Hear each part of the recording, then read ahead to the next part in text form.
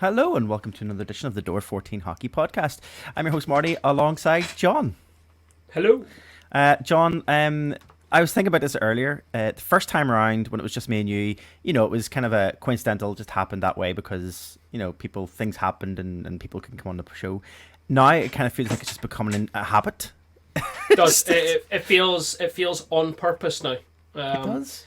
It's I know I mean there's sickness, there's holidays, there's other reasons for it, but yeah, it feels personal now. I feel like it's personal because they haven't shown up for any episodes since I came back from my break. I think it was mix of different. Clearly, just prefer me as host. Dave was here for one. I think that was the episode that you weren't around. That's true. But yeah, we haven't had a full panel in over nearly 2 months now. Yes, the guys both Aaron and Dave aren't with us tonight.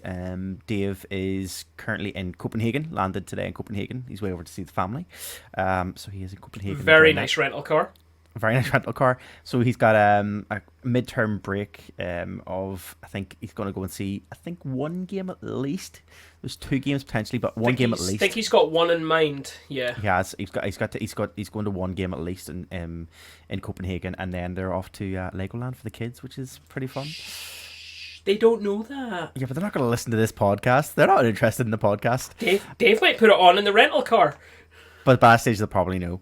And then Aaron has caught COVID for the 3rd time. So, well, he will go to Boston twice in a week. Yeah, I shouldn't laugh, but yeah, he's caught COVID for the 3rd time. So hopefully he gets better soon. We were talking to him all week, and he seemed okay. That's what he gets for going to Boston twice in a week, and then thinking it's smart to go to a cigar bar and watch an NHL game from the cigar bar. Well, hopefully he's on the mend and it doesn't hit him too hard this time around. I think we were talking to him earlier in the week and he seemed okay, and as the weeks went on he's kind of felt a bit rubbish, so he said he would seemed okay and then he was less okay. Yeah, he did say he might jump on this evening, so he may turn up halfway through the episode. I doubt it, but we'll see. If he does, he might turn up and completely screw up the whole YouTube version with videos changing everywhere. Yeah. It'll be the usual slick production from Door 14 if he does decide to turn in. Yeah, but you're forgetting this time around it's me and I know the buttons, so therefore if he does turn up, I can make sure that's ready to go. So, anyway. John, how are you doing? I'm good. I'm trying to remember if we've spoken since I was in Belfast. Is this the first recording since I was over? I think it is. Potentially. I was at the final CHL game. You were here, and then you were back over, and then you recorded while you were back over. That's right. And then, you came so, back. Since I was last on the podcast, I was back again, and rather than seeing, unfortunately, 2 defeats, I did bring Isla for her first official home game, and it turned out to be an absolute stonker of a game, and we drubbed the Coventry Blaze 7-0 in Isla's home debut. So apparently she can come back. She can indeed. Welcome anytime. And then me and Dave then went over across the water. Then the following night went to the. So how did that go? Was that a fully sober affair, I assume? Yeah. I mean, let's be honest. It wasn't an exciting game. It was an amazing game. It was. Do you know what? It was one of those games where we went into the game not expecting too much. We kind of thought, I was chatting to, we kind of met a bunch of Coventry fans on the flight over, and we got chatting to them, and they were like, you trenches last night and everything else. And we were like, yeah, we were surprised by that as you are, because obviously you had a really good form to start of the season and everything else. And I said, but I would imagine you guys are going to come out and try and, all guns blazing on the first, don't mind the pun there, coming out, ready to go in this, in your home game in Coventry on the Sunday. And at first it looked like that to start with, and then obviously the Giants with their goal went into the thing, and then it came to the end of the first period, 4-1 down or whatever it was, and it was like, oof. But Dave was all like, one more goal, we just need that one goal and we'll just be back into it and, we'll get things up again. And right enough, that second goal was scored. Well, second goal was scored and then called off because of randomness, and then the second goal was actually scored, and then it just went up from there, and it was pretty amazing. So we do apologise to the other Giants fans who were in Coventry that night, because as we got into the 3rd period, and as me and Dave had been drinking more and more, as you know yourself, John, as you probably can imagine, we were getting slightly louder, and the chants were getting slightly louder. But it was good game. Slightly less PG as well, were they? No, we were no. There's You kept there's it. quite a You kept it PG. there's quite a few kids around us. We kept the PG. There's quite a few kids, and obviously Okay. I was away with a dad who obviously would be like language, so It is. It is, as we're continually told, a family game. yeah, exactly. Which is but it was good. Okay, we will do what we always do, and we'll start off our show by taking a quick look at the standings across the Elite Ice Hockey League. Sorry, I was just getting distracted there. So we'll take a quick look across the board and see how things are stacking up as we move into the end of October, our second month of play. Sitting at the top of the league, still holding strong with their good run of form there is the Guildford Flames, having played 12 games and scoring 21 points. Sheffield Steelers are in second with 10 games played, 15 points. Cardiff are in third with 10 games played, 15 points. Coventry are fourth with 11 games played, 14 points. Belfast are in fifth place with 7 games played, 10 points. Manchester sit in sixth with 9 games played and 9 points. Dundee are in seventh with 11 games played and 8 points. Nottingham Panthers are in eighth with 9 games played and 8 points. Fife Flyers are in ninth with 9 games and 5 points, and the Glasgow Clan sit bottom in 10th place with 10th place, 10 games played, 3 points. John, let's start off looking at the top of the league. Guildford are continuing their form at the top. Pretty dominant so far. Played again last night against Cardiff Devils. Were losing in that. I think it was coming up towards the second period. I think they were on the back foot, and then they came back to one last night. Beat the Giants last week as well. Continuing that strong, dominant performance. I think 7 games is it streak at the moment. I think I read somewhere or whatever. Something like that. What's your take? Look, Guildford are, I think I've lost track now of how often we've said this, that Guildford are and always have been a team to watch. I think up until last season, we would have said that they were more suited to the short form competitions. Pick out the irony there of me calling the Challenge Cup a short form tournament. But things like the Challenge Cup and playoffs, I always felt suited them and suited Paul Dixon's style of coaching, style of hockey a lot better than the long league form that you need to win a league title. But that said, here they are now. We're 5, 6 or more weeks now into the season, and yeah, they are looking pretty dominant. Again, we're only 10, 12 games in for most teams, less if you're Belfast. Which puts us in a good position. We've a fair number of games in hand, given our breaks for CHL games. So we've got a little bit of catching up to do. But Guildford look in a strong and commanding position right now. There are other strong teams at the top of that table as well, though, and that's when you start getting into the usual suspects. Sheffield and Cardiff are both sitting up at the top end there. You expect absolutely no less of those two clubs. Mm-hmm. Still, the one surprise now, they've hit a little bump in the road. I would say I think it's fair to say at this point. I agree with you. Yep. Coventry sitting now squarely mid-table is probably not where they deserve to be right now. They've put a lot of effort in and had some remarkable results. Whether that 7-0 defeat against the Giants is a turning point, where I don't want to say that they've been riding on puck luck up to this point, but maybe they have, and maybe this is what we're actually going to see from this Coventry team, is this hot and cold, no real form following all the way through. They're going to have good results, they're going to have bad results, and they're going to just do that blow hot and cold. If you do that, you're not going to win a league title. That's a lot of people will talk about points in September being as important as points in March, and they're 100% correct. And so far, those top 3 teams, and let's put the Giants into that rung as well, are showing that those early points are as important when it comes to league titles. Agreed. Yeah, you're right. I think that Coventry's run of form was impressive to start with, and as you say, they've just kind of hit this little point where they've kind of then, I don't know, I like the phrase that you used about that puck luck, and yeah, have they reached that point where it's kind of went right, let's turn into normal form and go back to kind of where we are? But I agree, they've had a really great start to the season, and you kind of like to see that run kind of maybe pick up again, because a dominant Coventry's fun. Yeah. And having more Look, teams, having more teams being dominant and sitting at those top and fighting it out. Having 4 or 5 teams sitting at the top fighting out week on week and keeping towards the same point levels. Where I think everyone will agree we're obviously we're usually on the lucky side of it, because as Belfast Giants fans, we're used to having the Giants sitting top 3, usually sitting up and around there, and in terms of like, you know, quite either up there quite high with their points in terms of like higher than most other teams, but whenever you have 4 or 5 teams who are sitting kind of close together, clumped together, and really performing well, it just makes everything more exciting. And yeah, you kind of hope that Coventry kind of keep that going, or pick up that form again. Unless it's your team, you don't want to see a team run away with a league. You want to see exactly what you're saying, a tight table at the top. You want to see it go to the final week. Like, look at the years we've seen things go down to the last weekend. Sometimes it goes our way, sometimes it doesn't. But there is absolutely no denying that when you're stuck in the middle of it, it's one of the most exciting times of the entire season.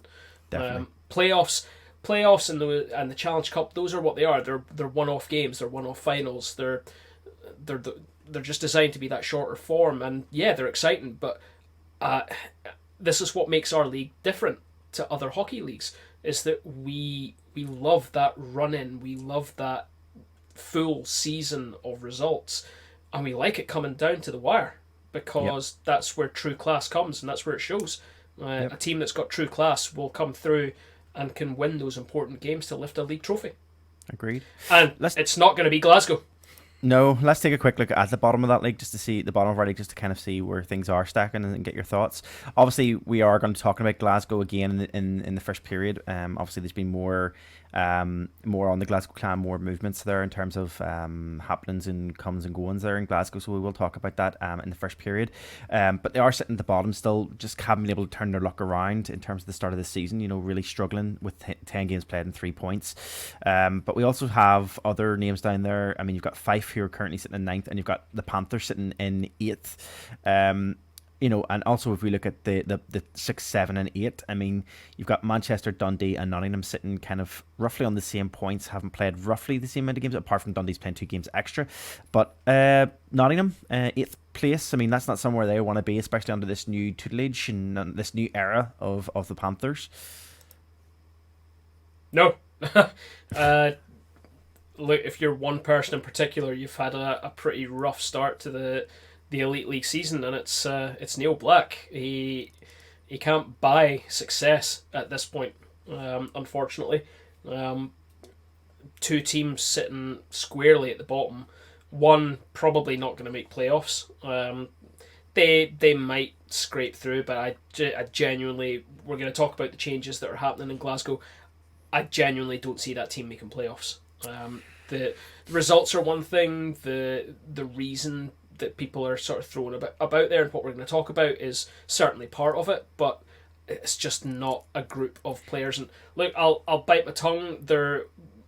Someone is going to get beaten by them eventually. We have a game against them this weekend, and we could be the ones that fall to them. But nobody wants to be that team at this point. Yeah. And to be fair, a couple of nights ago, Nottingham thought it was going to be them. I wonder was a phone call made, and a game was maybe thrown on that one. But I jest. Of course, that was not the situation. Hold that thought, because I do have a question kind of similar to something you just said there in our period one, just in relation to Glasgow, so hold on to that, because I will ask that question. Just quickly, we'll have a look at the Challenge Cup, although we had looked at it and there hasn't been much change since our last recording. Obviously we know the Group A has been completed, and Group A has completed in terms of the qualifications there. Belfast, Fife and Dundee going through. Group B and Group C still, I don't think aren't finished, although Sheffield have clinched the first space in Group C. Nottingham Panthers, Manchester Storm still have they all still have games played, but they still have a chance to get Nottingham, Sheffield, Nottingham, Cardiff and Guildford all sitting on 6 points at the moment are through, and Manchester would be dropping out. However, obviously Cardiff have played 7 games and Manchester have only played 6, so they could still be a contention there between Cardiff and Manchester on who will get that final spot in the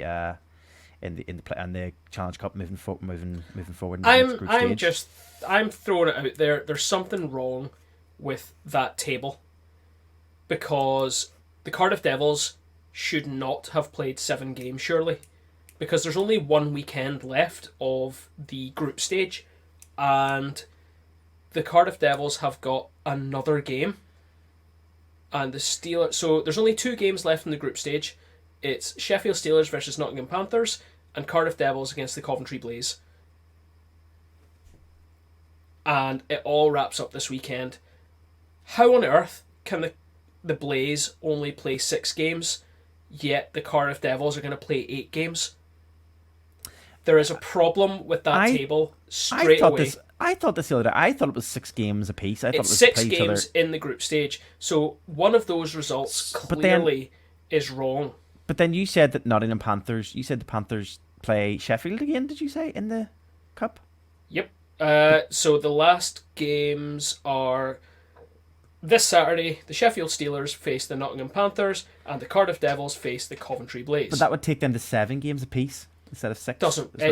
It doesn't make sense. I think there's something wrong with this table. We're gonna talk about tables and being wrong and online game centres not being right, and this is clearly a case of that, because you've got Group A, who have all played 6 games, and we now know who's qualified. The Glasgow Clan have dropped out of that. There is absolutely no way that you can have teams in groups ending on odd-numbered games. No, That's I not agree. how this works. I kind of thought there was a bit of an odd situation with that table, and I think you're right. I think it is wrong. I think we need let's take a fresh look at it at another point. Oh, Elite League. Hopefully it is, because it just doesn't make any sense. I thought that too. Check flash scores. They're probably more reliable. That's exactly what I'm doing just now. So you chat away for like 30 seconds while I try and figure this nonsense out. John, we obviously have the Challenge Cup coming in towards the later stages now, and the group stages moving forward. We obviously have Guildford, who hopefully will probably move through as well. Do we see that maybe a continued run of form in terms of, they've had okay form, so obviously 6 games played, 6 points, but they're sitting second in their group stage. But with this run of form currently, they're on this really good, strong confidence boost they've got through the league as well. Do you think that might translate over into the group stages? Do you think they'll maybe take it further, or? You'd like to think so. I'm being honest. I've just got the flash scores. They're showing exactly the same table. Oh, they are.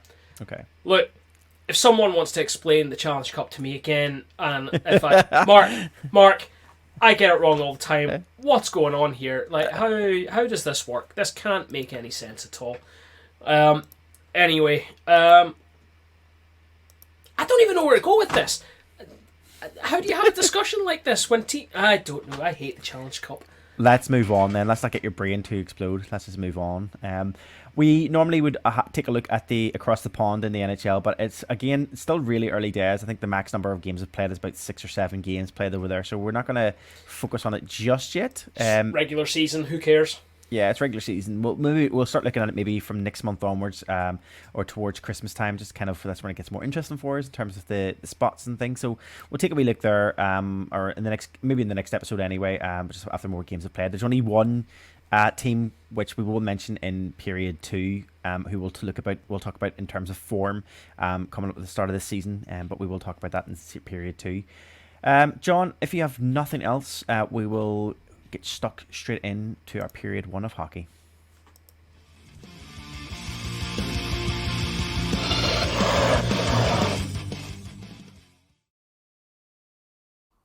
Okay, our period 1 of hockey is just a roundup and coverage of any stories locally here in the UK across the hockey world. I'm going to start us off, John, if that's okay. No, actually, do you know what? Let's start with this. Let's go to the big news. Let's do the big news. Yeah, let's go with you. We'll head over to you first. We'll start with that one first. So we alluded a few minutes ago to the fact that there is news from Glasgow, and the big news from Glasgow is that coach Malcolm Cameron is leaving the team as of today with immediate effect. The Glasgow Clan statement says that Cameron joined the Clan ahead of the 2021-22 season, and despite a late start to the campaign, led the club to a respectable 6th place in the EIHL. However, results in the early part of the season have been very disappointing, and the club are now exploring possible options to succeed him and take the Clan forward. The clan then go on to say that they would like to place on record their thanks to Malcolm for his contribution to our organisation over the past 16 months. The clan would like to wish Malcolm and his family all the very best in their future endeavours, and that assistant player coach Stephen Dixon will take over as interim head coach, assisted by player Dyson Stevenson. Marty, I think it's pretty clear that we can read between the lines here. I think this is a Glasgow Clan team that are either 15 or 16 games this season without a win. They were between Coach Cameron and their former GM. The club was dragged through the mud very, very publicly due to some ill-considered signing options that were put forward and then very swiftly cancelled, which has led us to the point of the owner looking to sell the club, and clearly a coach potentially who has walked before he was pushed, I think, from the format of that statement. What's your thoughts? Well, you got there before I was going to ask the question. In terms of my question to you was, when you read that statement, you obviously do think that it feels like a walked before pushed. You don't think there's anything in it behind it that was more of a, well, I suppose they would have said terminated rather than they said he's, I think that they, what was the phrasing they used? This is departure with immediate effect. So to me, this reads as the club obviously not wanting to get into the conversation of what's happened previously. They don't want to get back into all that. And okay, some would say that their owner has put that to one side and has made the statement that the club is going to make, that the ownership are going to make around that situation. Obviously, no coach, I think, could expect to carry on with the number of losses, and this feels like a way, potentially as part of a termination clause within a contract, to have him leave. Now, I might be wrong in that he's walked instead of being pushed.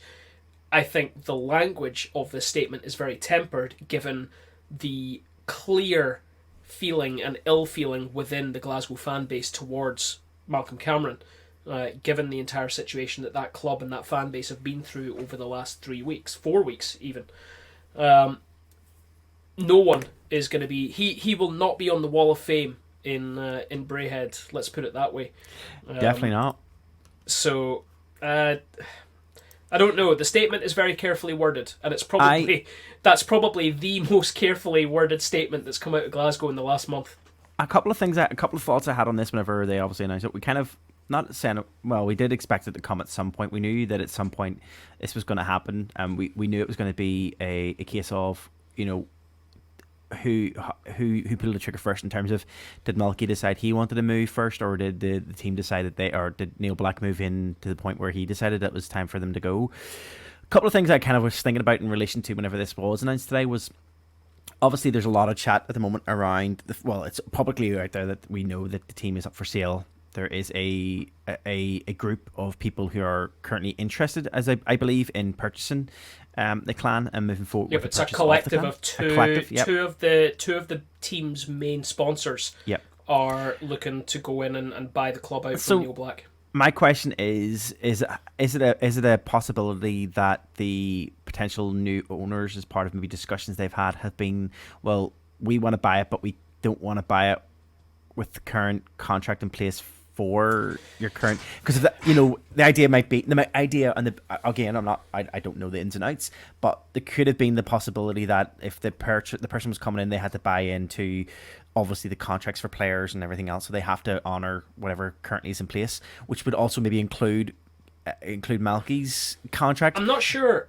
I'm not sure how this would work, whether the new, now I've read some of the stuff about the new bid for the new owners, and I believe what they'll end up doing is setting up a whole new business. Now, I believe on the sale of the franchise, what that would mean is that the contracts wouldn't be transferred per se. I think there would be new contracts set up with the new employers, because the new owners would be the new employers, not the current ones. I might be completely wrong on that. I'm not a contract lawyer or anything. Yeah, I kind of thought you're probably not entirely wrong with the fact that given what's gone on here, given that these were representatives of two of the major sponsors who suspended their sponsorship of the team because of what happened, and given the clear ill feeling of the fan base towards this coach, there is absolutely no way that he was going to continue on with new owners. There's just no way. What I would say is that, and probably what it's worth being careful about reading too much into what's going on here, is bearing in mind Neil Black's statement where he talked about there being legal issues about what he could and couldn't talk about.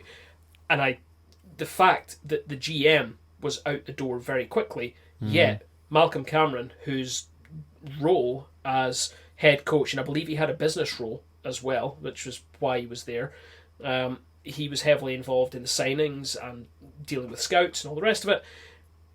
It smacked of there were contractual reasons why he couldn't be fired, which is why I say that perhaps going 15 without a win maybe triggers something within a contract which says, right, they're not performing. It's either walk, to his level. Yep. Yeah, it's either walk or go at this point. Yeah. I guess the only reason why I was asking is because obviously in UK law there's the TUPE, is it called TUPE? TUPE? TUPE, yeah. TUPE.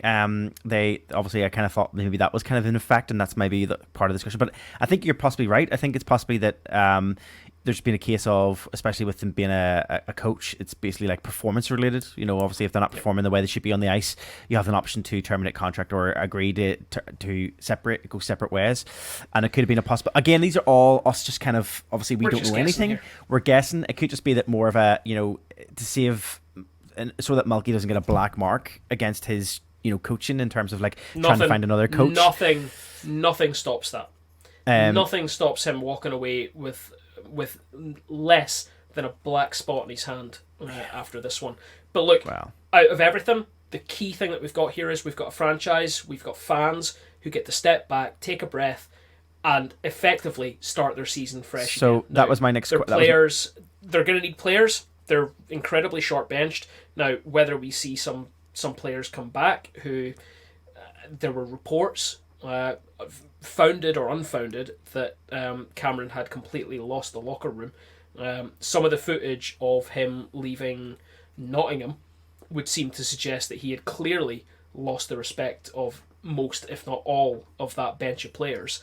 But look, if you're a Glasgow fan, I don't think there's any reason to not be happy tonight. This is a major step. You're going to have hopefully a good new coach. The online chat is already throwing Tomo straight into Glasgow.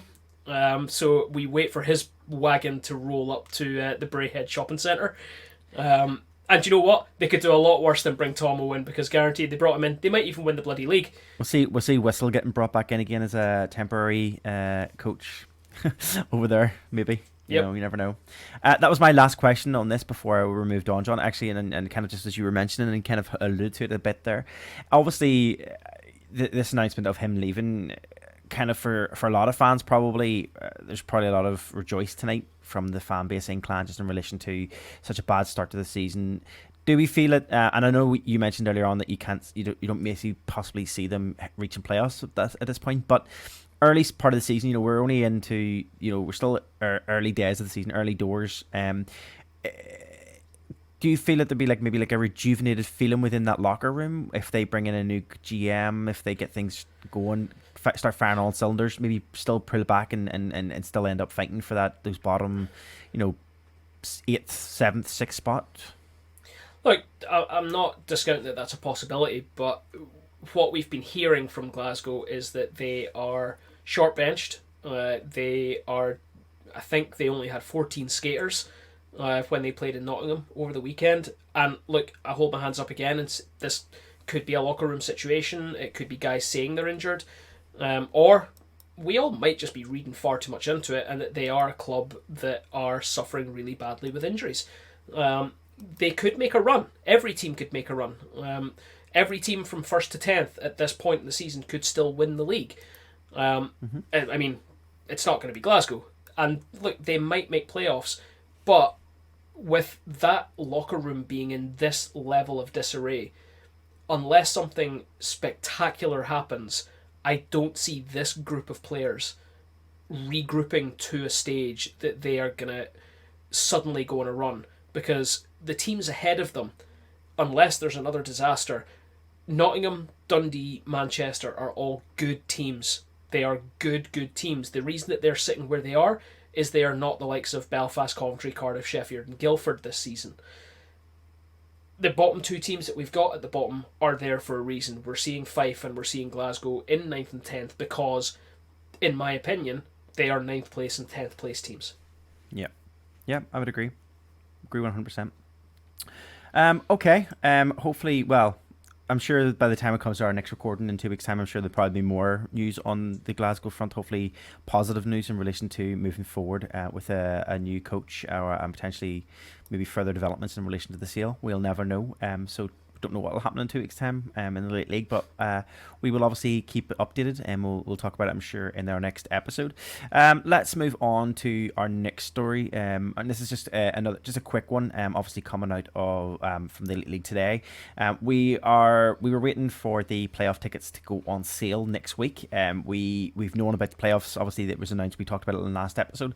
The playoffs were announced to be releasing the tickets early this year, kind of to counteract, obviously, Todd Kelman came out and made a statement on behalf of the league and explained about how they messed up previously and that they apologised for it, and therefore they're going to try and rectify that this year. And one of those things that they're doing this year is to ensure that the sale of the tickets is that they've decided to move forward with releasing the playoff final weekend tickets in October rather than January, which is what they normally do, as obviously to ensure that there's a sellout or ensure that there's more seats. So, fair play. I think it's a good move. It'll allow for more people to purchase tickets this early on, instead of having to wait until Christmas time and January time when people maybe have less money, because that's what happens sometimes whenever they release tickets then. Anyway, moving forward, they did announce today, though, that they have moved the sale of the tickets back one day, but it's only by one day. But the most important thing, I suppose, just from this, just to have a wee quick look at, was obviously that they did release those information, and the allocated blocks have been set. The tickets will go on sale on Tuesday, the 1st of November at 9 a.m. for anybody who is looking to purchase tickets. We here at Door 14 need to pull our fingers out and start figuring out what we're doing, if we're definitely going, and start booking our flights and stuff, because I'm sure the prices are going up. Let's be fair. We know we're going. We are going. No, yeah. Well, I'm sure maybe. Yeah. We are. Yeah. No, we've got commitment, I think. Yeah. Why are you making this a question? Of course we're going. Okay. Yes, we're going. Okay. But the tickets do go on sale, as I say, next Tuesday morning. And the blocks themselves have been released. No real difference. Obviously, we know Nottingham and Sheffield Steelers get the most blocks as always.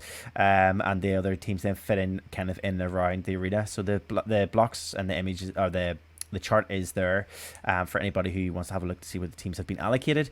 The only thing to note was, and I will put my hands up, and I was wrong. I kind of guessed wrongly. I thought it'd be Sheffield, and also I thought Cardiff would be selling their own tickets as well.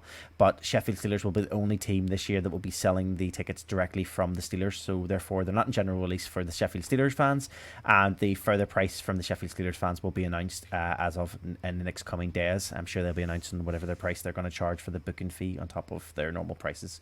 So we'll wait and see what they come in at. I don't think there's anything else to really mention from that. The only thing I did have to mention was, John, I did get a request in from Mark, who did ask what you did last year with the seating chart, in terms of, his exact words were, I know that he's probably busy now because he's got a child, but he's like, with the seating charts you did last year, is there any way you maybe consider doing that this year as a development to show the difference between the do you know what? If we think that there's a problem, sort of the February time, then absolutely, I will throw a seating chart together again. If I'm being honest, I don't think it's going to be a problem. I don't think so. I would expect by Christmas we're going to get an announcement from the league that it's sold out. I think what he was looking was maybe like a comparison, like after the first month of ticket sales last year versus the first month of ticket sales this year. What's the difference? So I think you're right though, John. I think there'll be no issues. I think they're going to sell well. I'll be honest. I think with the positive reaction that we've seen, I'll be honest, I wanted to have a chat with you guys about jumping on tickets next Tuesday. Oh no, I was down because I would be, and I know that there will be a lot of fans going, and the fact that we clearly are reliant on the single block of Belfast Giant tickets, I think we need to jump pretty early. I agree. Yep. We'll put that in the chat later. It's Okay. funny you noted actually that the Steelers would be the only ones directly selling. Just literally 2 minutes after we came on air, actually came on air like we're a radio show. The Nottingham Panthers will be having a priority window for sales for their season ticket holders. So this was following feedback during season ticket renewals during the summer. The tickets will go on sale at 9 a.m. on Tuesday, 1st November, and season ticket window will last until 6 p.m. on Monday, the 14th of November. Tickets will be limited to one per season ticket holder. If you're booking on behalf of another season ticket holder, please ensure you have their season ticket details to hand when making your bookings. So they are holding the number of season ticket seats. I assume this is what this means for their season ticket holders. General sale for Panthers blocks won't be until the 14th of November. So they're giving their fans just shy of 2 weeks to, their season ticket holders 2 weeks to get those tickets. So that to me suggests that they know that this is going to be probably a sellout playoffs. Yeah. And they want to give their hardcore, their core fan base, their season ticket holders, the opportunity to grab theirs first. So was that Sheffield or Nottingham? Sorry, did you say? That's Nottingham. Nottingham. Okay. Yep. Okay. So while they're not direct, well, I assume that they're directly managing that, but it is through their home arena. So I assume if you're wanting to buy tickets for blocks 15, 16, and 17, you're going to need your Panthers season ticket number to get those tickets until the 14th, when any Tom, Dick, or Harry in Nottingham can go in and buy a ticket in the least cracked sections of the entire playoff weekend. And as I say, we'll wait and see what Sheffield come out with in terms of their announcements for their sales tickets and everything. Probably that you need to have 2 kidneys when you buy so that they can take one of them. Potentially. Okay, let's move on to our next story. And again, it's just another quick one, but we just wanted to mention it. Obviously, last week there was at the start of this week it was announced that the GB under-20 squad was announced for the upcoming EIHL World Championships. GB will host Lithuania along with Croatia, Netherlands, Romania and Spain in the Division 2 Group A tournament, which is to take place on the 11th to the 17th of December. I suppose the big thing to say is obviously just looking across at the roster. Obviously, there's been a number of Elite League players added to that under-20s team, right across from the Nottingham Panthers right through to the Belfast Giants. Some players on 2-way contracts. Coventry Blaze obviously represented there too. From a Belfast Giants point of view, John, I mean, we've obviously got some names here from Belfast on this squad. You've got Max Stewart, who's representing. We've got Cotter Hamill, although he's not in the Elite League, he's still a Belfast boy. We also have Kel Beatty there as well. I mean, kind of similar names to we've seen it in previous tournaments. But again, great showing that these boys are getting to play minutes within the under-20s game. Yeah, absolutely.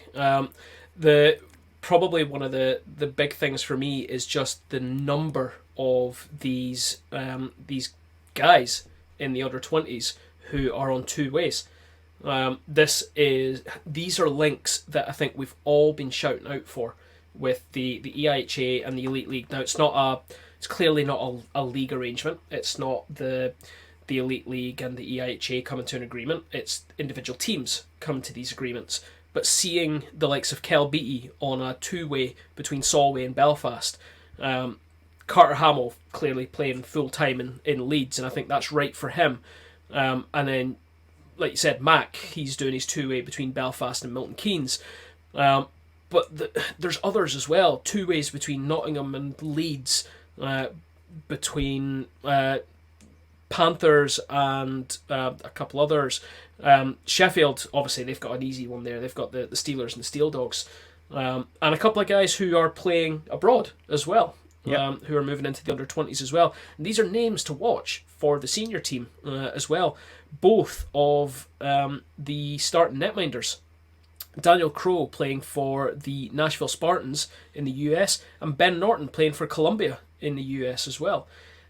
So that sort of experience, those are college level teams that they're playing for.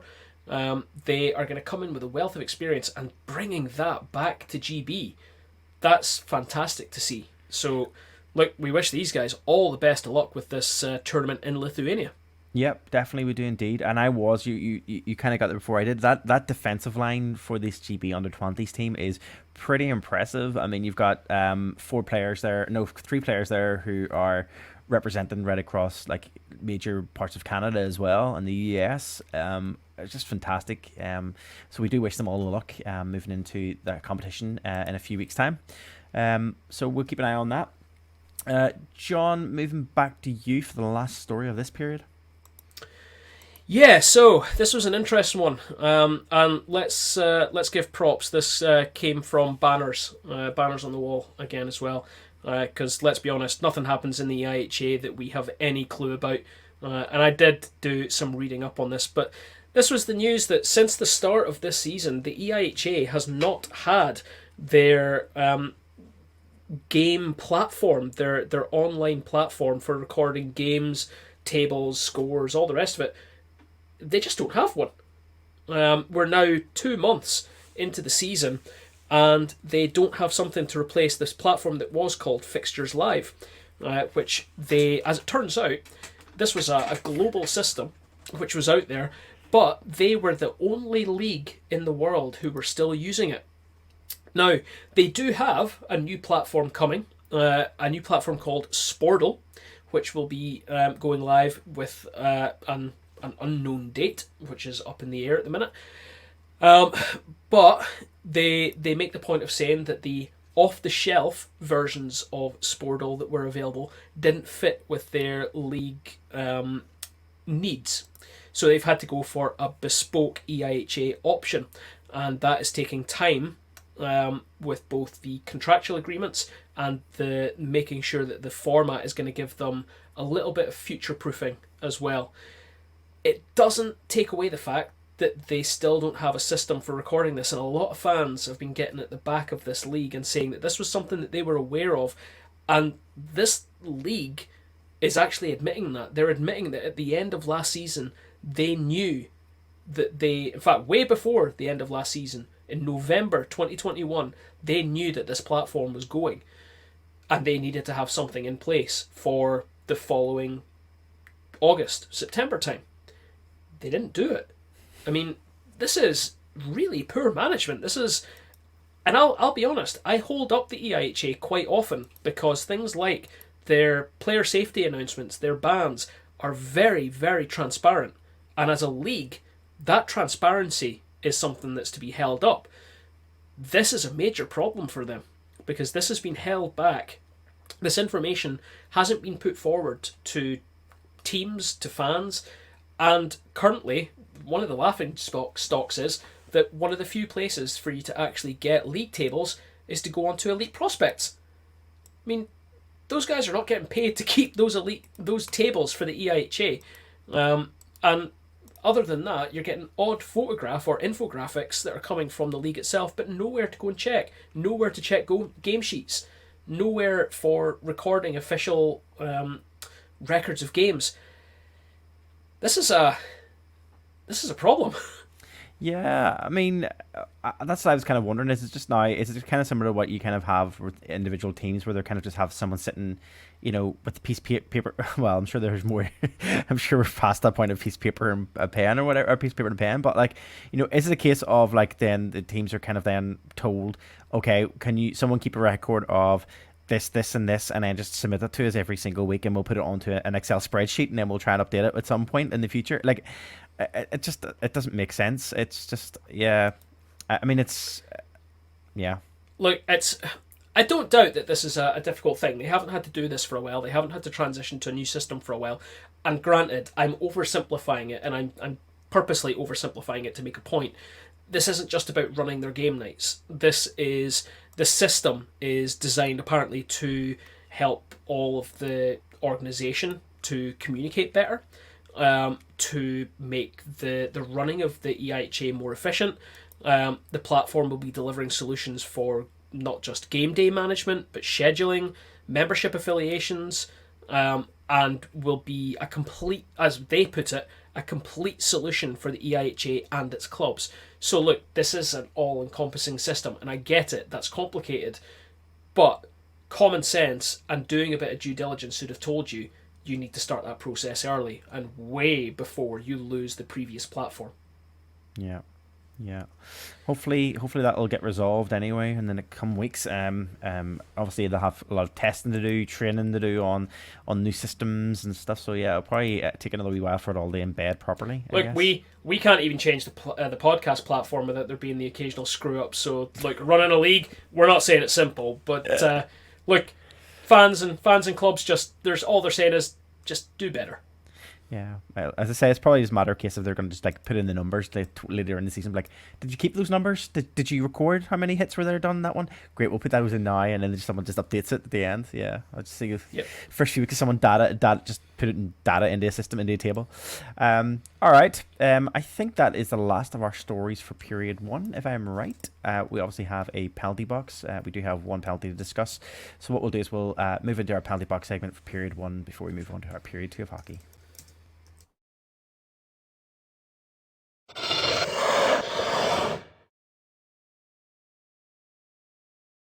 Okay, one suspension to mention in our period and our penalty box segment for the period 1, and that is the Steelers defenseman Davy Phillips, who took a 2-game suspension for an illegal check to the head. This was last Sunday's game against the Manchester Storm. Davy Phillips was assessed a penalty for an illegal check to the head of Storm's forward Jesper Overall, which caused an injury, removing him from the game. In the video and the statement that was put out by DOPS, DOPS do exist, yay. Overall was in control of the puck in his offensive zone, driving to the net. Brendan Connolly defending and Davy Phillips back checking. Connolly uses his body and his stick in an attempt to hold up this play. He then fends off Connolly using his free hand, getting in front of him and continuing to the net. At this stage, Phillips approaches from the side by cutting across the front of Overall's core, delivering a high forecheck that makes the head the main impact contact point, and resulting in a contact that was avoidable, and is deemed as an illegal hit to the head, a illegal check to the head. He did receive 2 points for 2 games for this hit. Obviously, to summarise, they had seen it as they dictated it as the illegal check to the head is 1. The injury that was suffered to the player on the play was 2, and then because he has not been either fined or suspended during this season to date, resulted in the decision for a fine and a suspension of 2 games. Again, undetermined fine, but we're not surprised by that. John, your take on this? I mean, 2 games seems relatively. It's light. I don't like this hit. My biggest problem with the hit, if you've watched the video, is I've no problem with Davey covering his man. I have no problem with Davey back checking in the way that he's doing. He's covering in case Connolly doesn't break up that play. What I do have problems with is when he sees Orval clear Connolly, he steps inside, and with his inside leg, when he takes the stride, he starts to rise on that leg. He purposely lifts his body into the check. You cannot, in the modern game, lift yourself into a check like that. The only time that you're able to do that is when it's going to be clear shoulder-to-shoulder contact. Orval was down. Now, granted, he was on the offside. He's skating right-hand stick down. So it's going to be a backhand shot if it's going to be anything on goal, unless it's going to be a passing play. Davies looking to cut off the lane, but what you don't do is target the upper body, because you're always going to risk contact to the head on that one, and you just cannot do that. I don't like the hit. I think 2 games is far too light on this one. Yeah, I think it's I don't know. Yeah, I get what you mean. Maybe another game, but I don't know. I think like 2 games seems like the standard hit, the standard call by the DOPS in the last few years for a hit of this type. whether or not that's enough or not, I guess. But I guess it's in the terms of being fair and a kind of across and kind of, I suppose, keeping it similar to other hits of similarity. I guess maybe at least they're keeping within form, and at least they're giving the same number. I did remember though there is one other DOPS ruling that was made, and I think, John, keep me right if I'm wrong in this one. I don't think we've talked about this one. I think this happened after our last recording, but I wanted to get your take on it. There were a few others, and I think we might have chatted about this one in the group chat. Just we didn't. Yeah, we didn't. I don't think we talked about this. I don't think we talked about this particular thing in the podcast, because I think it happened after our last podcast recording, and that was because I think it happened on the Friday night, and we had recorded on the Thursday, so we just missed it. But I still wanted to get your take on it. I know it's kind of maybe old news by this point because it's nearly 2 weeks old, but I want to get your take on it because you had a very interesting point, and I kind of wanted to kind of comment it, and I'm actually admitting that you had an interesting point, and I agreed with. But this was obviously, there was an incident that happened in the Nottingham Panthers, or the Dundee versus Nottingham Panthers game on the 14th of October, in which Alex Debeau for the Nottingham Panthers received a 5-game ban for an abuse of the official. Obviously, he's the goaltender for the Nottingham Panthers. The game itself, in the video, if you haven't seen the video, I'm sure nearly everybody has seen the video at this point. There's a stage where there's a bit of a fisticuffs, or there's a bit of a hit, and then a point where one of Nottingham's own players falls back on top of his own goaltender. But in terms of the actual play itself, Elijah Barga is in the front of the net, playing for Dundee, and he, I suppose there's a bit of an argument whether or not what he was doing was correct in terms of, I think, the goaltender. Obviously, Alex felt that he was being forceful in terms of being in front of him, and then what happened after that. But it's more what happened after that, in that whenever Alex got to his feet, he pretty much just chased down the referee, gets his feet, skits towards the referee, and then throws his stick against the glass, but in the vicinity of the official, which is why then he took the abuse of the official point. No. Well, it was obviously the verbal confrontation with the referee, which did escalate more, and then it was hands. I think he did push the referee as well in the back, physically touched the referee, and there was a physical abuse then. He actually did put his hands on him and actually shoved him, because he wasn't getting the attention that he wanted from the ref, I guess. I mean, 5-game ban. When you watch it back, it just looks aggressive. I mean, he chases this ref down. He looks intimidating. He throws the stick towards this ref and nearly it takes him out. Not it nearly hits him, I suppose, but it goes towards the side of the ref's head. It does go towards the direction of it. I mean, what's your take? Honestly, it doesn't matter. As soon as you let go of your equipment, it's no longer in your control. So whatever happens is your responsibility as a player.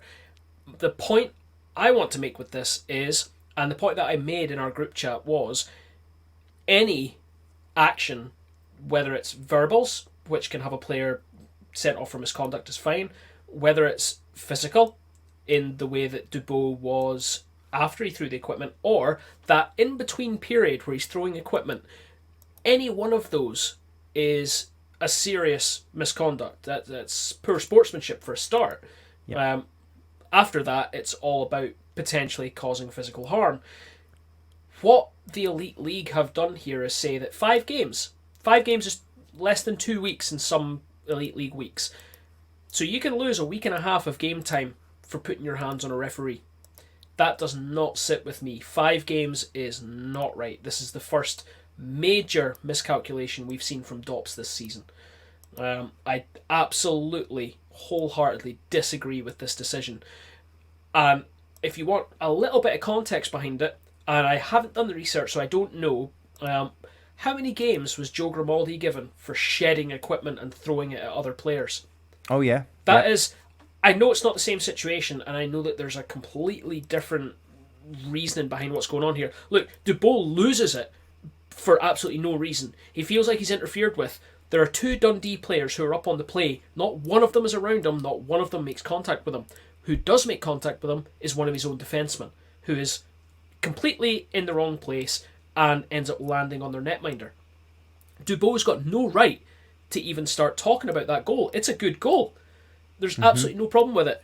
Yep. Whatever problem he's got, It's absolutely not his place to turn round and have a go at the referee in that way. It's absolutely not his place to put physical hands on any official. So for me, 5 games. Now, what I said in our group chat, I'm not going to say because I don't actually think, with the coolness of time, is right. The league haven't said it's open season on referees here. But what they've said is, you might lose a week and a half. Yeah, It's the wrong decision for me. And I think obviously this happened as I say that weekend.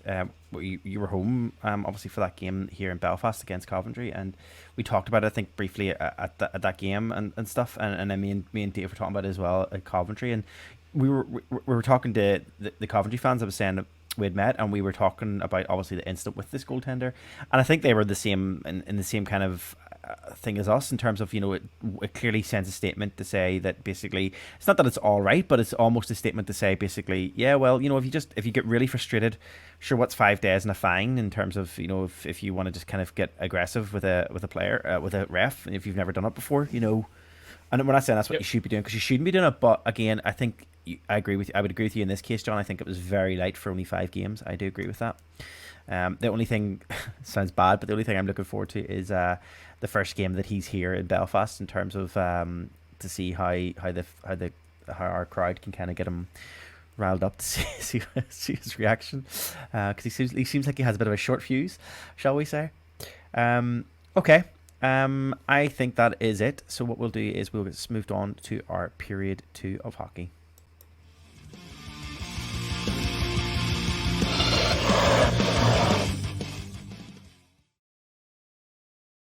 Okay, period 2 is a roundup of stories coming from anywhere else really in the world, US, wherever. Basically any news that are coming our way. Most of the news stories that we are bringing today are from the NHL, so we'll take a look at that. First story, I'm just going to go with the first story, John, if that's okay, and just continue on. And this is the story, I kind of alluded to this in our pre-game chat in relation to we haven't really looked at the league tables in terms of how things are stacking up at the moment in the NHL, because it is really early days. But one thing that has been noted, and one thing that is very obvious, is the Vancouver Canucks. At this stage, have played 7 games in the league, or 7 games in the NHL so far to date, and they have not won a single game in those 7. To the dismay of the fans, to the stage where the Canucks got booed by their own fans, and it also included some jerseys being tossed onto the ice. It came as a bit of a surprise, I suppose, being so early on, but it was the first home game of the season which was played, and the Canucks got booed off basically the ice at the very end of the game. They did go down to a 5-1 loss against the Buffalo Sabres at that game, and the booing did begin midway through the third period when the scoreline was about 3-1. I think people were a bit surprised at that stage, because they kind of felt, well, it's still early and it's still within reach. That score is not, it's not an unimaginable thing to think of. You could still come back from 3-1 win, but clearly the fans were showing their distaste of the fact that they've got the 6th. This was the 6th game. They're now on the 7th game. They still haven't won, but the booing did continue right through the third period, to the point where then, as a protest kind of thing, fans started leaving the arena quite early on, and you could see masses of people just leaving the arena and it becoming empty from about the 3.5 minute mark, and also then a couple of jerseys were chucked on the ice as well. It was noted, and players and those associated with the team have come out and have said, we're right, you're right. To go winless in the first 6 games of the season is not acceptable. They're heard loud and clear, and they start going back to work, and we'll try and get things better, we'll try and get things moving. But to this stage, at this point, they still haven't been able to turn that around. Granted, okay, there's only been 1 game since this happened at home, but I mean, it's poor form to start with. But is it a surprising thing from coming 6 games in for fans to react in such a way? Well, that was 7, so that was their 7th game loss. So before that, they were 0-4-2, and that would have put them to 0-5-2. The biggest thing for me is it's remarkable to see an NHL crowd actually being emotive about something and making noise. The times that I've been to NHL games outside of giveaways in the stands and goals, NHL stadiums are or rinks are like graveyards. Like there's very very little atmosphere. Even some of the old places, Montreal, because that time I was in Canada. Oh, you're in Canada? I was in Canada. Montreal and Ottawa, very very quiet affairs, like remarkably quiet. Kind of like more of like a good play. Yeah, really, like it really really is. Like there's none of the atmosphere that we associate with going to games. But you can be pretty sure that if you want atmosphere, the one atmosphere that's really easy to get is bad atmosphere. So when you've got a team who are performing that way, bearing in mind that they at least were at the time of this, and probably still are, I think, the only winless team in the NHL. They are sitting rock bottom of the league, like let alone their conference. They are rock bottom and do not look like a team that are going to do anything this season. They are effectively the Glasgow Clan of the NHL. The only thing that's got to be said is I haven't seen a Glasgow Clan fan throw their jersey on the ice yet, let alone two like they did in this game. But we have seen boos in Glasgow. There were boos, but look, this is remarkable for an NHL crowd to be doing this. So you've got to hope that players and coaching staff are looking at this and taking note. I mean, we talked about it with Glasgow, winless streaks. There's only one person in that entire organisation who's going to be looked at for that, and it's Boudreau. Mm-hmm. Boudreau is going to have to do something to get that team a win. Otherwise, you've got to believe that if they get to 10, he is going to be shown the door.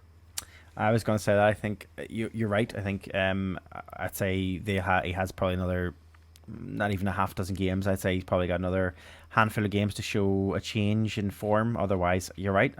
He would be, I'd say he'd be seeing the door. He'd be showing he'd be giving his notice and see the biggest thing for me, throwing a jersey on the ice is massive, because that you wear a jersey. Jerseys are special. Like we know this. We surround ourselves with them.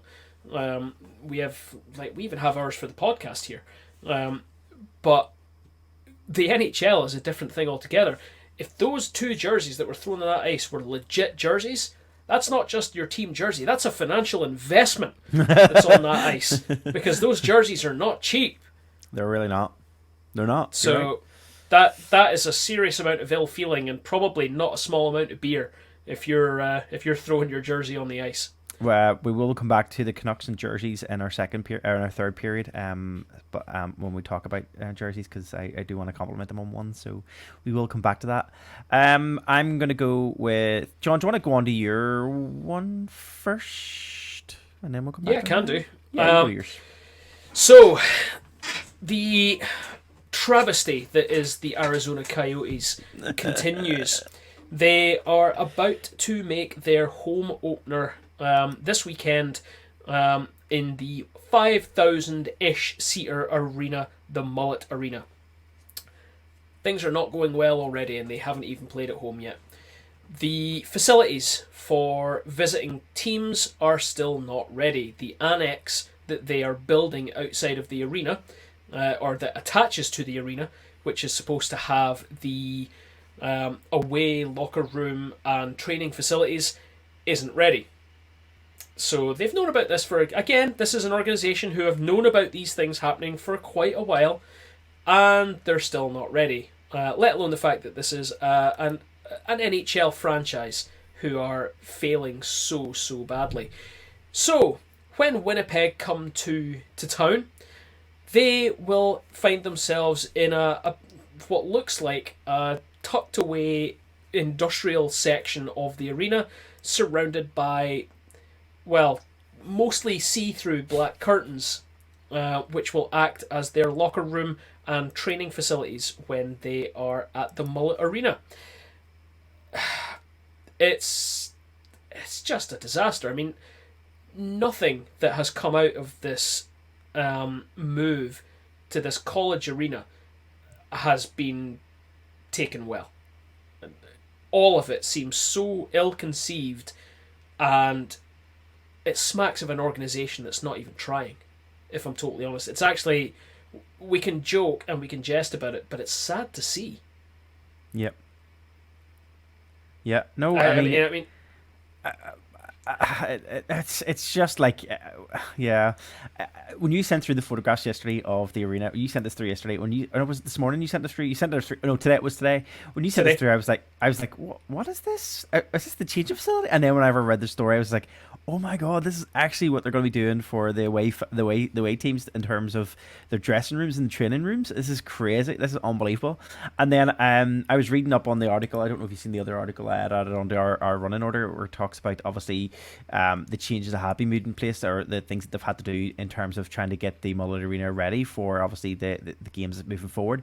And I love the fact that there was a comment made by the executive chairman for the facilities operator, which is Oakview Group, and his comment was, although this is not a long term solution, it'll be fun in the short term. I thought that's an interesting phrase to use, fun in the short term. But if the one thing that is coming out of this, which I did notice, is it's obviously a short term agreement that the NHL have, or that Arizona have, in terms of moving forward in terms of temporary basis, in terms of like the whole idea is that they're going to be looking for a permanent fixture from I think 2026 or something, I think is what they're looking for, like in terms of a home arena. But it's interesting because then obviously it's an NCAA arena, a rink, before the NHL moved in. But if you look through the changes that they have made to this building, the Mullet Arena, in order to get it ready for the Coyotes to play here, it is an NHL standard. I mean, the fact that whenever they leave, half of the stuff will probably end up getting left. And so there's going to be an NCAA team out there in the future who are going to have all of these, like, just like sheer amounts of technology that they're going to have in terms of, NHL regulation, ice and pipes and technology and everything else. It's going to be sitting there ready for them if they need it for that. There's all this infrastructure getting put in, obviously, for television broadcasts and national TV. And it's just crazy when you think about the work that has been done. So you have to give it to them that there's been a lot of stuff that they've had to get in place in order in such a short space of time. But not to the point where I don't think what I'm trying to allude to is, yes, they've had a lot to do in terms of trying to get all of this stuff in place and ready to go to make sure it's the right standard for the NHL. But they shouldn't have. I don't feel that they should have negated the actual fact that they needed a proper space, and the right spaces, I suppose, for the players in terms of both home and away. Away players should be just thought. I know people will be like, oh, I know. Well, I'm not going to name, but we know people who are out there who say, no, we should be making it as much as uncomfortable for the away teams as possible. And there's people. There's a mentality out there that people will say, yeah, let's make it as uncomfortable as possible.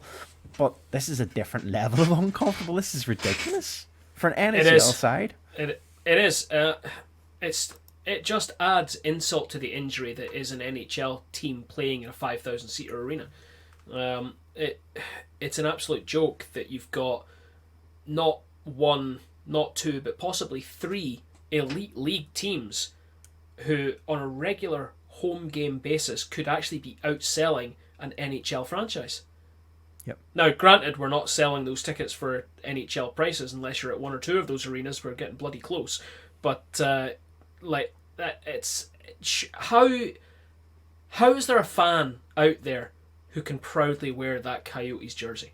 Yeah. I cannot for the life of me understand how you could be a proud Coyotes fan, with the exception of the fact that they actually have a really nice logo.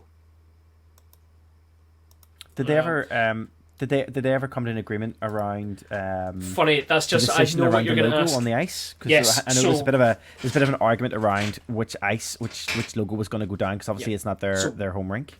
What they've agreed is that the centre ice will have both logos. Oh, okay. So it will have the pitchfork of ASU, and it will have I think it's the Kachina logo will be on the other side. Because there will be 7 or 8 instances, I think I read, of ASU and the Coyotes playing within a day of each other, which doesn't give them enough time to shave the ice down and change the centre ice logo. So when we're watching the Arizona Coyotes play this season, and probably for the next 3 seasons at least, if not 4, which is as long as the agreement that they have can run, you'll see a college hockey team logo on the ice. Fair play to the college team getting that, all that additional sponsor, that additional That's attention. a fair amount of exposure. Yep. It is indeed. So Look, it's good news for the college team. It's just more and more bad news for the Coyotes. Yeah. Okay, last story for this period. We talked about this record last year, and that was the Ironman record, which is the record for the most consecutive games played. And last year we talked about it because it was held last year it was set by Philadelphia Flyers defenseman Keith Yandel last season, and obviously we talked to Aaron about this and about obviously he had hit that mark last year and hit the record. But at that stage we did discuss and we talked about that wouldn't last just as long as maybe we thought it would do, and this year already at the start of this season, only 7 or 8 games in, that record has been beaten by Phil Kessel. We do make fun of Phil. We make fun of Phil every now and again, but he has played now 990 consecutive games in the NHL, and on top of that, he did score his 400th career goal. Unbelievable. With the Golden Knights as well, against the San Jose Sharks last Tuesday. I mean, that's again tremendous achievement. And the thing is, Phil is still at a point where he's still going to be playing on for a few more seasons. He'll still have a full season this year. I mean, it's just. It'd be interesting to see by the end of this season kind of where he sits in relation to that streak in terms of if he can continue with the same streak in terms of continued plays. It should be no doubt obviously that is starting from his time with the Maple Leafs right through his time with the Pens, Arizona Coyotes, and now with the Golden Knights, who he signed with in August. But yeah, great achievement over 13. I think it's going back 13 years altogether. So significant numbers. Significant numbers. The 400th goal was slick. The play was so slick, and the celebration so understated. Phil knew exactly what he had done. He knew that on the Ironman day, hitting 990, he had just hit 400 goals.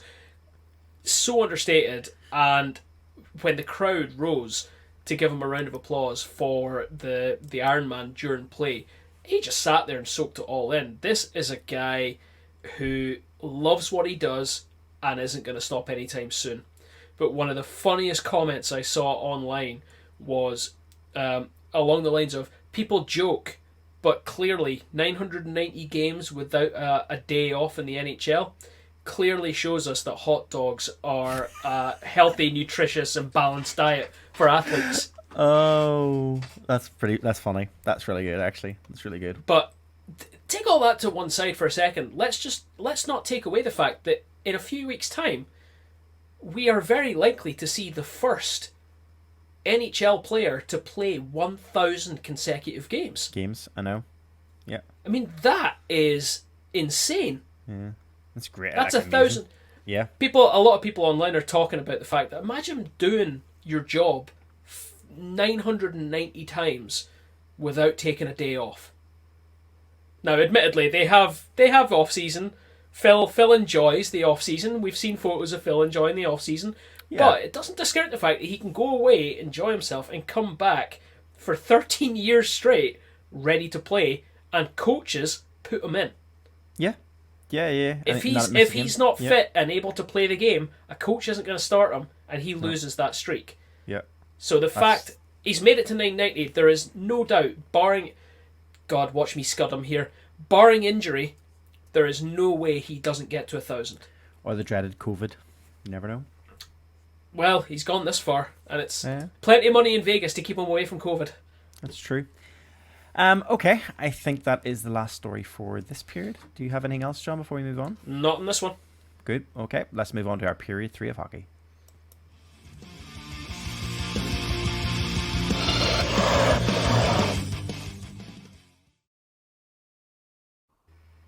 Welcome to period 3, our general Knocky News. Knocky News is where we talk about anything and everything else in the world of hockey that doesn't fit neatly into period 1 or period 2. Marty, I'm going to start with you because this is a pretty interesting story about some new advertising tech in the NHL. Yeah, so this was obviously tech that was announced prior to the start of the NHL season this year, where they had announced that a new technology was going to be used during broadcasts, right across the network, and all the different, obviously, television networks and stuff, and that would allow, the technology would allow for regional advertisements from each arena. So basically, based on your geographical location and your area of where you are, the boards around the arena would show electronic digital advertisements. Now, kind of people are thinking, right, well, what's so special about that? These are digital, so they're not actual advertisements that are in place. If you're in the arena itself, you will see the normal set boards with the general advertisements like you would normally see. So static boards, static advertisement like we're used to seeing. But if you're watching the broadcast, the boards changed digitally, like you see, like maybe in football, where the boards will move and it'll show different advertisements throughout the game. I was watching the game the other week, and I noticed it because it's really off-putting, or it's really odd. Your attention can sometimes be drawn away from the game because the boards will change suddenly, like not even in breaks of play or whatever it is. They'll just change suddenly. And also it looks slightly artificial or unreal in some ways. Like it looks like it's been superimposed on top of the image, and it does kind of draw your attention a bit. Well, that's exactly what's happening. So two things that have come up from this, because I noticed it. I noticed it when I was watching one of the first games that I've watched this season from the NHL, and I noticed it, I thought, it's really obvious. Like you can see it. It's so clear that it just looks fake. Like it's just really, there's something weird about it. So I kind of went on, was looking to see what other people were saying about them, and there's two things that popped up. So one, I put on an article, obviously, that talks about the virtual ads, John, from CBC, and in that article they talk about the fact that like the boards themselves, they're high tech. Obviously, the idea of how digital they're going to be and everything else in terms of that. But if you looked at it and some of the responses coming through, people are noticing different little bits and pieces. But there's one image on it, if you're halfway down the screen, from a Las Vegas and LA game, in which you can clearly see the fake or the digital copy of what people are seeing at home, but the reflection on the ice coming from the boards is a completely different reflection, and so that's what people are noticing. People are noticing that they're seeing one thing there, but the reflections are still on the ice, and it's really kind of jarring to see something that looks superimposed. But the other one, I don't know if you've seen it, is the Twitter link that I added from a guy called Rob Williams, Rob the hockey guy, in which he showed the malfunction that happened recently. And this is something that has happened. It's happened. I believe I've read that this has happened 2 or 3 times during broadcast play, and I've also heard that there's been an issue where the advertisement was going back and forth, moving back and forth at quite a high speed. And there's also one where I read that the advertisement was actually like almost moving to a point where it was almost like breakneck speeds, but you can see it here where the digital billboard has taken over and almost overtakes the players, and you can't see the players, especially when they come around the boards. The problem with this one is it's like green screening, because the advertising boards themselves, which are in Vancouver here for this game, are mostly white, but you've got Edmonton it's the other way around, we're in Edmonton, and Vancouver's away jerseys, which are mostly white, are interfering with the overlay of the advertising boards. So that's a really difficult one to sort, because away jerseys are white. That's not going to change unless the league is going to change that around, and you're going to end up with two coloured jerseys on the ice. That's just not going to happen, because that gets far too complicated on the ice. Your only other option then is to change the colour of the boards. And again, that's not going to happen, because if you put a white board, even though they've got advertising on them, fixed advertising on them, the tradition is for a white board, because the puck stands out against that. What you're not going to do is put it in block green or block blue so that your advertising works seamlessly, because that would just be a horrendous betrayal of the game to make a few dollars. Now, I say that, I don't put that past Bettman. Yeah, but I mean, it's the text there. It's first gen. Things will move on and things will get better. Yeah. But right now, it's really off-putting, and it reminds me of during the COVID affected games, especially when they had the weird projected or artificially projected advertisements on the glass behind the goals. Yes. And even for that, like they were made to look like it was a sticker that was on the glass, but it would change depending on what end of the ice or whatever was going on, whatever broadcast you were watching. I found that really off-putting, even with the big banners and everything that were covering the empty seats in the arenas. But that advertising that was stuck on there really stuck out to me and really annoyed me and took me out of the game. That's precisely what this stuff is doing. And that needs to be fixed immediately. If they can't fix it, they need to stop using it. Unfortunately, both our techie guys, unfortunately both our especially our tech support in terms of Dave, in terms of there was a comment made under the Twitter account which is really funny, which caught my attention. And I suppose the reason why I brought it up is because it's, as you mentioned, John, like it is early days. They're obviously just starting this technology from this year. It's Gen 1. Obviously it's going to progress, and we always see these things happen, and they'll get better as the seasons go on. But I'm just wondering if anybody else has seen anything yet that's been funny or has caught their attention. If you do, let us know. But there's this one guy who basically said, I was like, I was going to ask Dave and John Dave and Aaron what their take was in terms of how, from an IT point of view, how could it be fixed. But this guy got here first. He said, did anybody try unplugging the arena, waiting a minute, and then plugging it back in again? It's totally something Dave would have said, is if you tried to turn it off and turn it back on again. But yeah, I just thought I'd raise that one. I just thought that was an interesting one. It's just because I noticed it when I was watching, and it was definitely something that was clear through whenever I was watching. So I just thought I'd throw that in there. Cool. Marty, I'm going to stick with you. Okay. And you did mention that you did want to talk about the Canucks. I think slightly in a more positive light. Yeah, so obviously we had the we talked about the Canucks and their poor run of form at the moment in period 2, just in terms of how badly things are going for them just on the ice as a non-ice product. But off the ice, in terms of what they're doing, in terms of something that happened this week, was pretty interesting. I don't know if you've seen this, but the Vancouver Canucks this week have designed, alongside a local artist in Vancouver, an artist called Sandeep Jal, designed the Canucks 2022 Diwali warm-up jersey. Which the team will be wearing against which the team did wear against the Carolina Hurricanes there on this past Monday, or this coming Monday. Sorry, wait, this Monday they're past, and because we have obviously seen them already. But the jerseys themselves, obviously, they are designed as part of Diwali, which is obviously the festival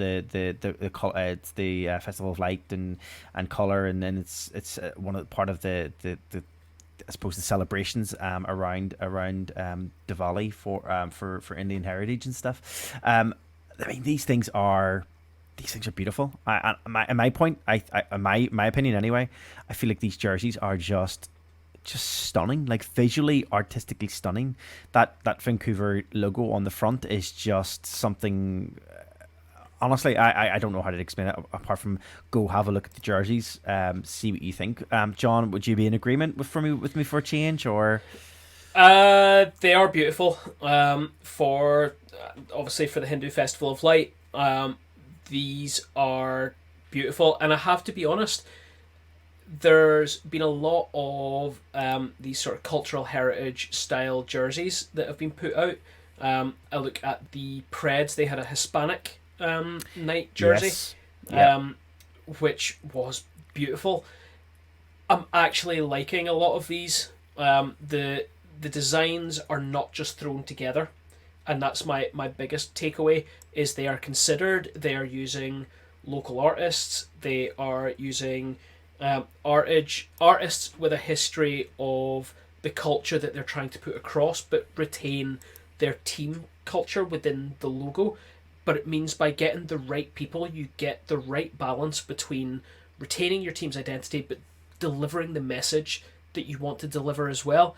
And these Diwali warm-up jerseys are a prime example of that. And yeah, they are gorgeous. They're amazing. They are beautiful jerseys. But if you haven't seen them, we'll be throwing them up on our website. Take a wee quick look. They're definitely worth having a look at.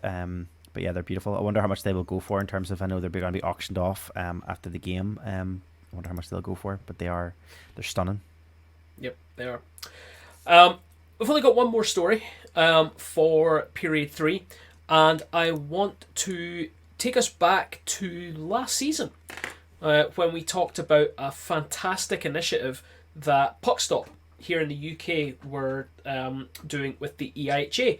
And this is an example of the EIHA doing good things and doing very well considered good things. This was the Puck Stop and EIHA program to get goalies, young goalies, into the game and take away the restriction of expensive pads and having to buy expensive pads for kids who may or may not take to either the sport or to the position of goaltending, because you can quite easily drop a couple of grand on new goalie pads, and if it's not going to stick, then it's a bit of a wasted investment that you're never going to get back. So what they do is they do their goalie loan program, and I just wanted to mention the fact that this isn't a case of just throwing any old goalie gear out there. This isn't scraps that they found in the back of a cupboard somewhere, or returns, or stuff that's maybe got faults in. These are pristine, really, really nice pads that are going out, and the high quality Bauer pads as well that are going out.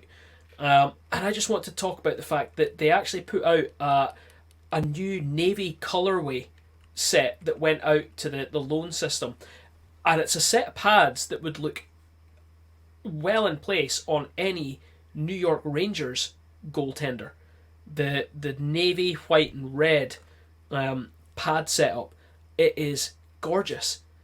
And this is, I think, part of what they're doing is not just putting out a plain white set of pads that look run-of-the-mill and everyday. Everyone knows that if you can look good doing something that you love, you'll probably feel better doing it as well. And kids especially will latch on to that. So to me, and I just want to throw up there that this is a brilliant thing that Puck Stop and the EIHA are doing, and I just wanted to give them a stick tap for this because the pads are gorgeous. If I could A, skate, and B, had the guts to stand in goals, I absolutely would have done this as a kid. I would have been desperate to try and borrow these pads to do that. That being said, if anyone knows a rec team that wants to let an absolute lunatic who does the occasional podcast to stand in goals, hopefully with goalie pads and a GoPro strapped to his head, I absolutely am up for that. Possibly in adult sizes. Don't try and put me in kids size stuff, because I imagine that stuff won't cover some very specific parts of me. I just I agree with John. I think this is great. Obviously, it's always good whenever you've got grassroots hockey being supported in this way, and as you say, it's very positive in terms of what they're doing and to kind of encourage that among young players. Just on that, I kind of did want to mention as well. I did see that I'm not taking away from them, because obviously it's local and it's in terms of what they're doing is fantastic in terms of encouraging it through that donation scheme. But I did notice as well there was another. It was announced today as well that Rooston Hockey, who are one of the major developers of goalie equipment as well as sticks, Christian Brand sticks in the US, they have pledged 1,000 hockey sticks as part of Hockey Equality today. So they're basically donating 1,000 hockey sticks to grassroots hockey across the states. And I think it's across Canada. They're across Canada. Company. Sorry, yes, across Canada. And I just think that again, it's just another interesting take on how we develop and how we encourage young people and youth in hockey, especially given how expensive it can be to kind of to partake in a sport. So I think just the fact that Puck Stop is doing what they're doing is just should just be applauded. So yeah, agree. Yep, here. Marty, with that brings us to the end of period 3. I think because we haven't really been together this season, apart from maybe one or two podcasts, we're kind of bypassing the star again, I think. Yeah, I think so. We just haven't had a fair chance to kind of put it. I'll be totally honest. Can I just throw one out there and see if you agree with me if we just award the star straight off, based on today. So today is Thursday the 27th. If you were anywhere near Elite League, or more specifically Belfast Giants Twitter, Scott Conway for me has absolutely earned the star, and has quite clearly stamped that star on the forehead of Kyle Haas, and I will say no more. Yeah. Yeah. Yeah, it was an interesting game last night. Belfast versus Dundee. Well, what I could see of it, I was completely blinded by the new lights that are in the arena. Thank God you didn't have the Star Trophy with you in the arena that night. There could have been rainbows everywhere. Jeez, yeah, I came away from the game yesterday just thinking to myself, my head is sore. Fair play to the Giants and the Odyssey Trust for investing in new lights for the arena, but is there a dimmer switch? Because oh my days, like it was so strong. Like I've got anti-glare lenses on because obviously of my because obviously my sight, because of my sight I need anti-glare in terms of trying to help. Didn't work. They didn't work. They completely destroyed the glare. The glare. It was just the whole game, which is like sitting looking dazzled, like as if like you know when you're driving along on a dark road and there's like a car behind you with their high beams on and it just like dazzles you the whole time. That's how I felt. That's the only way I could describe it. It felt like that the whole way through the game, whole way through. Anyway, I digress. Yeah, you're right. There's bright, and then there's being able to see into the future bright. Yeah. So we'll see what happens at the next game. But yeah, you're right. That was an interesting tweet that was put out. We won't really go into too much more, but it will be interesting to see what happens at the next Giants Dundee game, which I'm sure probably will happen in the next week or two because it feels like we're playing Dundee all the time. Here, to be fair, if your man has a real problem about it, Dundee has history with people in the crowd getting involved. So sure, if he wants a ticket to Dundee to just sit in the crowd, because let's be fair, he's a fan now. He's not a player. Yeah, he's not really doing much. Yeah, you're right.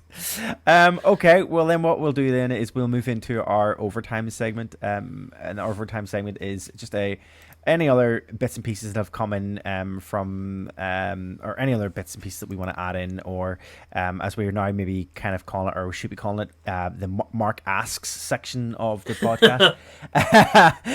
We have got another. We did get an interesting. Well, it was more to do with. I think he knew we were going to talk about this anyway. And to be fair, we were going to talk about this, but it just means we put it in our overtime segment rather than our Knocky News segment. But this past fortnight, over since our last recording, the NHL teams right across the league have announced and put out their 2020-2023 reverse retro jerseys.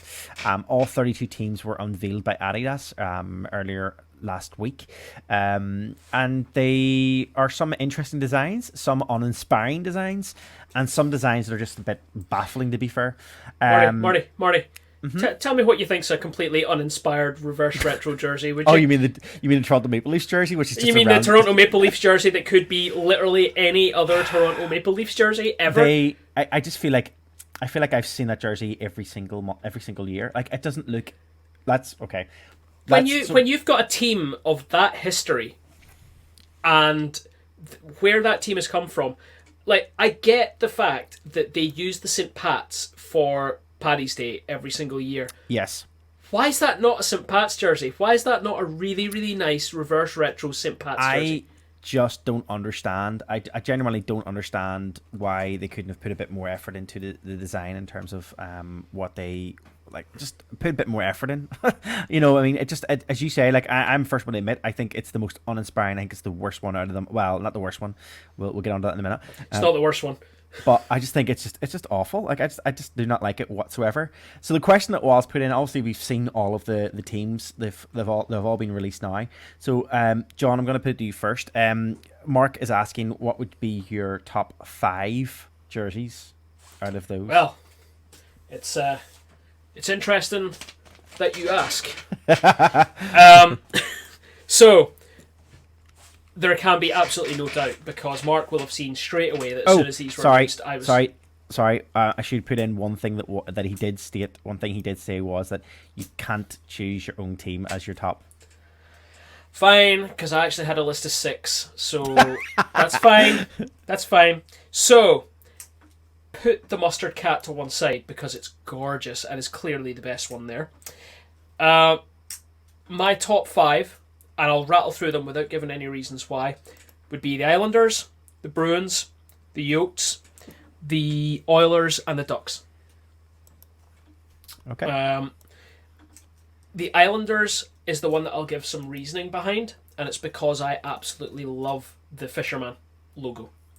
I've seen it on a couple of sort of throwback jerseys that they've done, but I absolutely love that Islanders logo. And the colours on that jersey are just perfect. They've gone for the navy with the orange highlights, which for the Islanders I'm sure was very, very difficult for them not to go the other way around and go with the orange with the navy highlights, which would make it, to me, sometimes their colours make them look way too much like the Oilers with their colour decisions. But that one looks particularly nice. The only other one that I'll say, and I'll throw it straight out there because I mentioned it earlier on, is the Yotes. They're on my list because I actually really like that Kachina logo. That's obviously just the Kachina head that's on that, but either way, that's better than their actual logo. And I think all 5,000 Coyotes fans across the globe who would fit into their new tiny little college arena all agree that that is their team logo, not the more modern Coyote logo. Yeah, yeah, I would agree. And look, anytime they get the Ducks mask back out again, that's a good jersey. That's true. I'm obviously wearing a very, very old school kind of Ducks jersey, but obviously that's yeah. Canucks actually are up there for me. I'll kind of go through my 5 now as well. I would agree. I like the Canucks jersey. I like the design that they've done with that one. I'd probably say that's probably in my 5th place. My 4th place, I love that old school New York Rangers jersey with the Liberty head on it. Anytime they ever use that, I always just think it's just a great looking shirt. I'm going to go with Washington as one of mine. I like that eagle. I like the design that has been done on it. It's a bit different and interesting. I also like, obviously, the anytime, as you say, they use the Ducks logo. I've got the Ducks in there as my 2nd place because I just think it's always a great jersey. And my top one is probably it was a tough one because I like the Bruins one and I also like the Islanders one, but I think the Islanders for me is probably going to be there as my top one from those. Although I did say I liked one, but it's not my top 5. I did like one, and you were like, "Oh, gross," which was the Florida jersey, which is the one with the palm tree and the palm tree, a hockey stick in the sun. It's so uninspired. It's so uninspiring. It's a horrendous logo. There was one logo. There was one jersey that was designed, one logo, and honestly, I looked at it for it was the first one that I had seen, and I looked at it and I thought to myself, whose jersey is this? Which team are they which team does this jersey represent? So the Oilers jersey, which is the one with the cog and the bit of oil hitting the cog, which is now what I know what it is. I was like, you've said it there. Yeah, I was like, that's because I know what it is now. At first, I was like, comet hitting something, impact. I was like, that is an alt logo. That's not new. But I don't know why I've never seen it before, because I was looking at it, I was like, what am I looking at here? I don't really know what that is.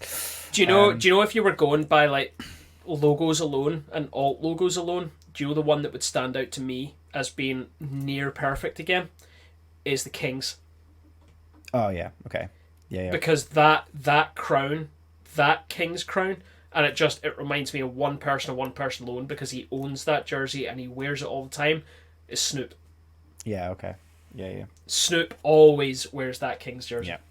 Yeah. I did have Mark did send me his list of 5, but I'm not going to lie, I am not logged into my Twitter on my Mac, and the only place it's logged in right now is on my phone, which is now being used as my webcam. So I can't lift it off to look at. Thanks, Apple. Thank you.